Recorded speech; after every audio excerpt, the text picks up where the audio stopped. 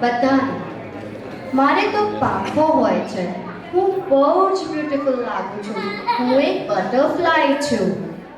મને તમે બધા જ બગીચામાં જોતા હશો. હું ફૂલોની આજુબાજુ ફરતું એક જીવ છું. ગયા ભાવમાં કોઈનું સાંભળ્યું નથી મેં. બધાને બહુ જ સંભળાવ્યું છે. એટલે જ આ ભાવમાં ભગવાને મને શ્રોતેન્દ્રિયની ઉણપ આપી છે અને મારો ચૌરેન્દ્રિય જીવમાં સમાવેશ કર્યો છે. શું તમે તો આવું કરતા નથી ને? પ્રણામ.